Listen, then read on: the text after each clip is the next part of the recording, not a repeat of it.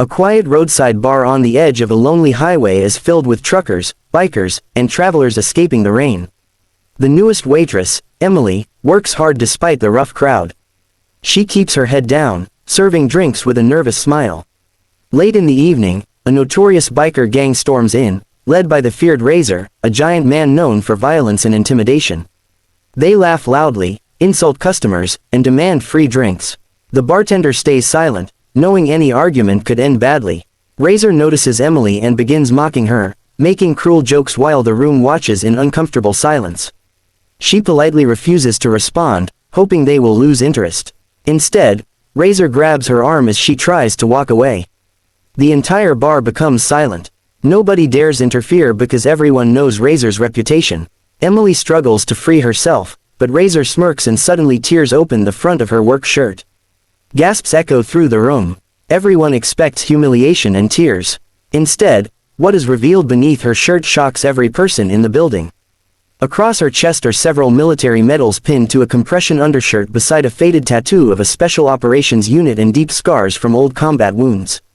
Razor's smile slowly disappears as the room realizes this frightened waitress has lived through something far more terrifying than any biker gang. Emily calmly buttons her torn shirt as much as she can, refusing to cry. The bartender quietly places an old wooden box on the counter. Inside are newspaper clippings and photographs showing Emily years earlier wearing military uniform beside her squad.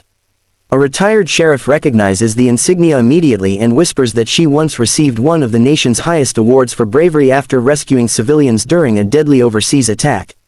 The scars are proof of bullets and explosions she survived while saving others. Emily had left the military after losing close friends and chose a quiet life where no one would recognize her. She never mentioned her past because she wanted peace, not praise. The customers begin seeing her differently, not as a helpless waitress, but as someone carrying invisible burdens with remarkable dignity. Razor's gang starts exchanging nervous glances.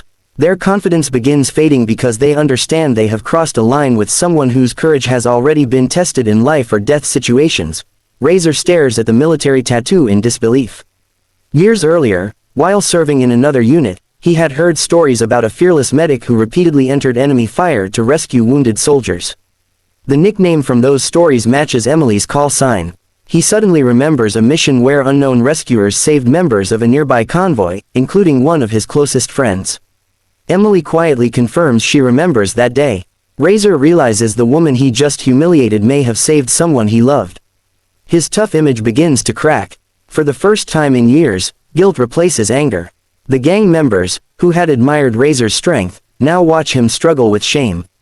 The atmosphere inside the bar changes completely. Instead of fear, silence fills the room as everyone waits to see whether violence or redemption will win.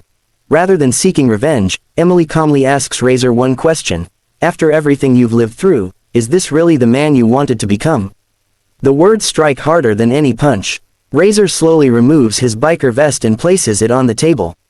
He apologizes, not only for tearing her shirt but for years of bullying people weaker than himself. One by one, his gang members lower their heads.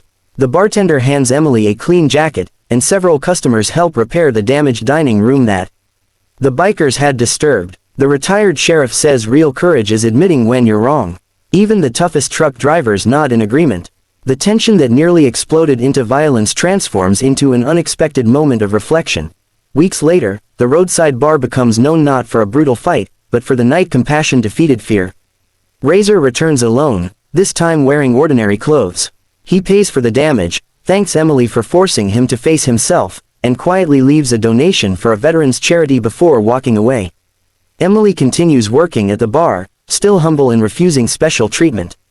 Customers who learn her story respect her not because of the medals or scars, but because she answered cruelty with courage and restraint.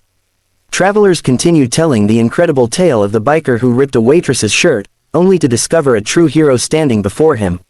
The lesson spreads far beyond that lonely highway. Appearances can deceive, and the strongest people are often the ones who never need to prove their strength.